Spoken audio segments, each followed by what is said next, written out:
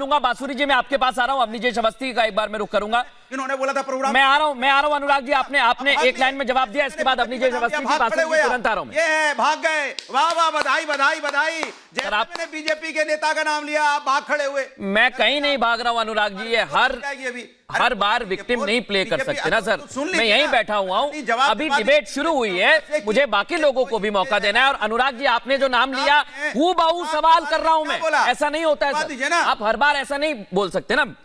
अवनीश अवस्थी भाग लिए? नहीं, मैं कहीं नहीं भाग रहा अनुराग जी, मैं यहीं हूं और 40 मिनट अगले यहीं बैठूंगा और सवाल भी पूछूंगा और आपसे नहीं सबसे पूछूंगा, लेकिन मुझे सर्टिफिकेट नहीं चाहिए। धन्यवाद।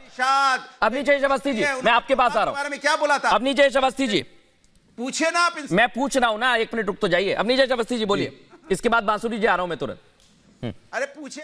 जी जी जी जी बात जितेंद्र आव्हाड की तो आप अनुराग भदौरिया से क्यों पूछ रहे हो?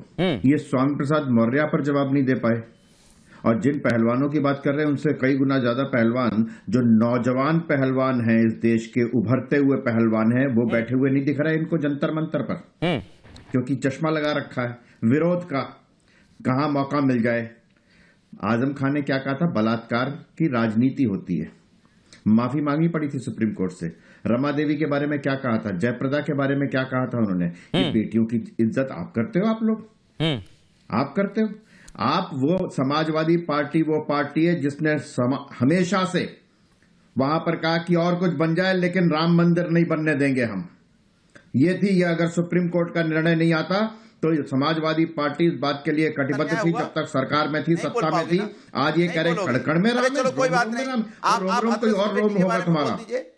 हमेशा विरोध किया है तुमने। अरे भैया बीच में नहीं बोला था मैं, बिल्कुल नहीं बोले अनुराग जी, कोई बीच में नहीं बोला आपके भी, और कोई आपके बीच में नहीं बोला, तो आप भी कृपा करना बोले।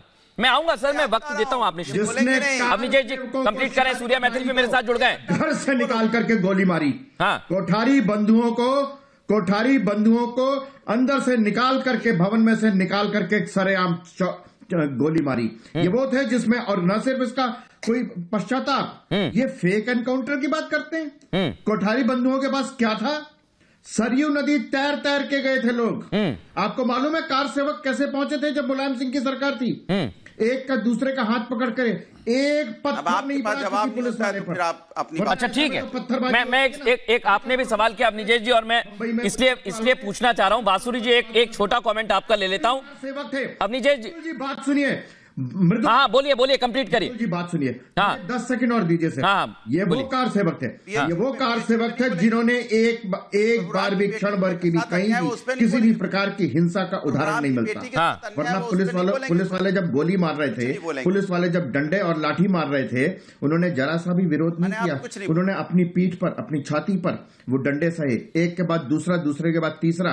और मैं एक चीज का जिक्र करते हुए बांसुरी जी का रुख करूंगा, क्योंकि आपने बताया सर, और इतिहास में कई प्रशासनिक अधिकारी ऐसे हैं जिन्होंने तत्कालीन सरकार पर सवाल उठाए हैं, और वो अपनी अपनी जगह पर कई बार इस बात का जिक्र करते रहे हैं, लिखते रहे हैं। ये छिपा नहीं है, सर्वविदित है। बांसुरी